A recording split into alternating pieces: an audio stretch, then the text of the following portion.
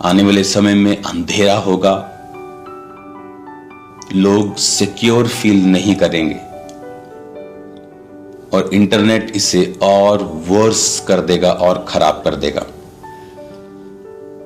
जितना अंधेरा ज्यादा होगा उतना ही परमेश्वर का काम भी ज्यादा होगा, उतना परमेश्वर की नीड, जरूरत लोगों को महसूस होगी कि हाँ, हम परमेश्वर के बिना, चाहे वो फॉरेन कंट्री हो, चाहे वो कोई भी कंट्री हो, हम नहीं चल सकते हैं। चीजें एक्सट्रीम होंगी, लोग खुल के अपनी कट्टरता को जाहिर करेंगे, फाइनेंशियल हालत पतली होगी फ्यूचर में लोगों की, अमीरी जिनके पास है वो एक्सट्रीम लेवल पे चले जाएंगे, दुनिया को कंट्रोल करने लगेंगे।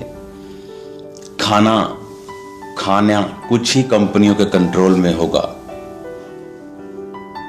ये मैं बात आपको बताता आ रहा हूं और हम चाहे उसका विरोध करें, कुछ भी करें, लेकिन ये होगा।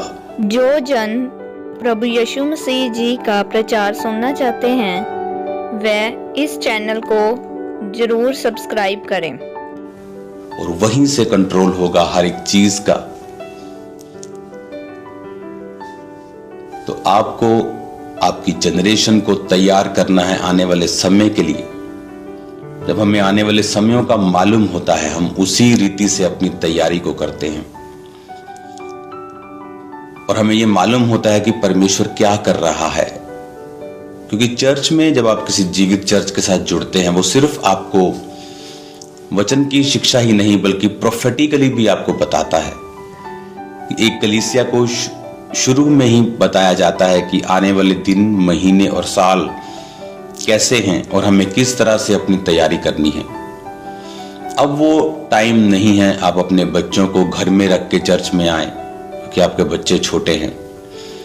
अब वो समय नहीं है आप अपने बुजुर्ग को घर में रख के आए। अब वो टाइम आज आ जाएगा कि आपको फुल फैमिली चर्च में आना होगा ताकि आप फुल फैमिली ग्रेस में रहें, फुल फैमिली परमेश्वर में नजदीक रहें। आज आप 7-8 साल के बच्चे को बच्चा मत समझें। इंटरनेट ने पूरी दुनिया को एक्सपोज कर दिया है।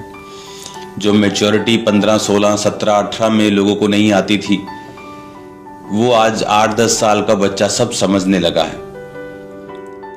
वो इंटरनेट ने पॉसिबल किया है उन लोगों के लिए। तो आज आप बच्चों को बच्चा मत समझें, फ्यूचर देखें जो अंधेरा है, फ्यूचर देखें जो शैतान किस तरह से तैयारी कर रहा है। और जीवित चर्च आपको बता रही है शुरू से हमें तैयारी रखनी है, हमें इस रीति के साथ परमेश्वर का काम करना है और इस रीति के साथ हमें स्पिरिचुअली प्रिपेयर रहना है कि इन चीजों का असर हमारी लाइफ पे ना हो।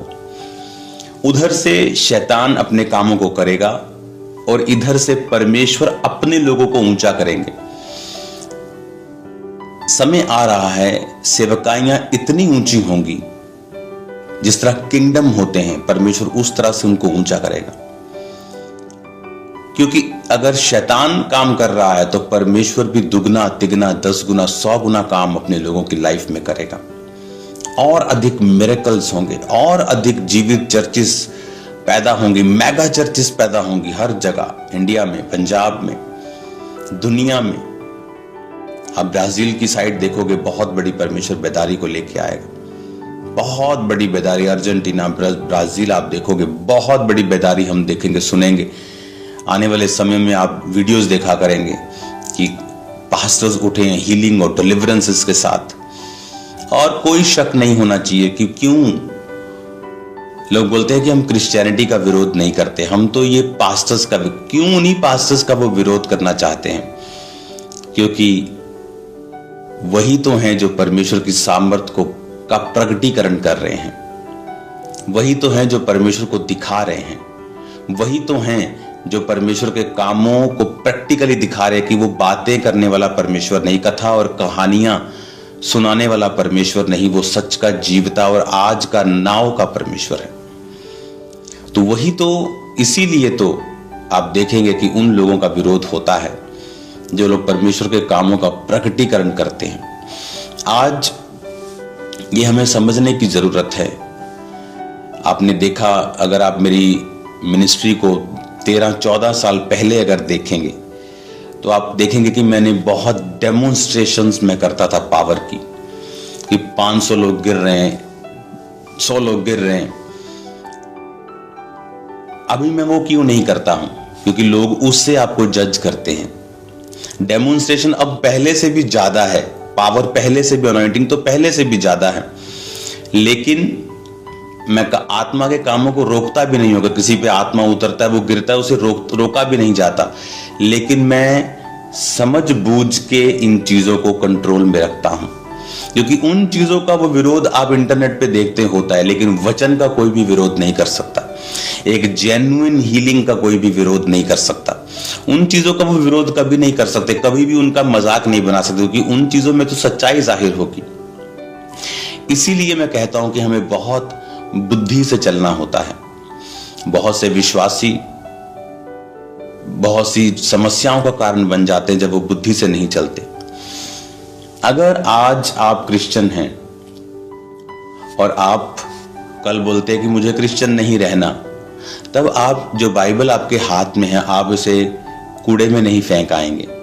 आप क्या करेंगे? क्योंकि अगर कोई इसे देखेगा आपको फेंकते हुए, वो आपका विरोध करेगा।